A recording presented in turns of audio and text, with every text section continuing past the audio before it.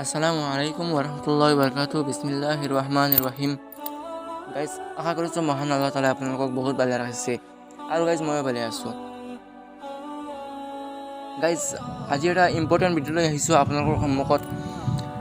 আপোনালোকে যিখিনি মৰম দি আছে থেংক ইউ, আৰু যিসকলে বৰ্তমানলৈকে মৰম দিয়া নাই তেওঁলোকে প্লিজ ছাবস্ক্ৰাইব কৰিব মোৰ চেনেলটো আৰু ভিডিঅ'টো শ্বেয়াৰ কৰি দিব যদি ভাল লাগে, আৰু লাইক কৰিব নিশ্চয়, আৰু আপোনালোকৰ মতামত কমেণ্টত জনাব।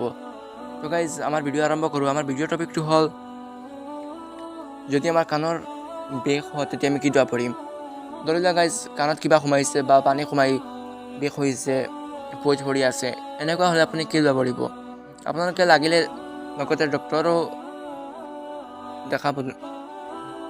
দেখাব লগতে ইছলামিক দোৱা পৰিব, এইটো হ'ল মেইন। তো গাইজ আমাৰ ভিডিঅ' আৰম্ভ কৰোঁ। ভিডিঅ' টাইটেল হ'ল কাণৰ যদি বিষ হয় আমি কি দোৱা পৰিম। গাইজ দোৱাটো একেবাৰে চিম্পুল, মাত্ৰ তিনিটা শব্দত, সালামুন আলা ইছৰাফিল। গাইজ এইটো মই স্ক্ৰীণত দিব নোৱাৰিম কাৰণ এই দোৱাবোৰ বেছি উন্নত ধৰণৰ দোৱা নহয়, আমাৰ ইউটিউবত বা গুগলত এইবোৰ দোৱা পোৱা নাযায়।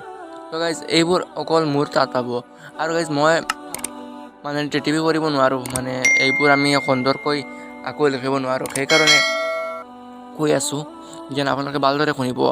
এই চিম্পুল হ'ল সালামুন আলা ইছৰাফিল। গাইজ যিসকলে এতিয়াও বুজি পোৱা নাই আকৌ কৈ দি আছোঁ, সালামুন আলা ইছৰাফিল। গাইজ এইটো বাৰ বাৰ পঢ়িব, ইয়াত কোনো দিয়া নাই যেন কেইবাৰ পঢ়িব, বাৰ বাৰ পঢ়িব, নিশ্চয় ভাল পাব। তো গাইজ আজি এইটোৱে ভিডিঅ' আছিল আমাৰ। তো গাইজ আশা কৰিছোঁ সকলোৱে ভাল পাইছে, আৰু যিসকলে বৰ্তমানলৈকে ছাবস্ক্ৰাইব কৰা নাই ছাবস্ক্ৰাইব কৰিব, লাইক কৰিব, শ্বেয়াৰ কৰিব। আজিলৈ ইয়ালৈকে থাকক, আল্লাহ হাফিজ।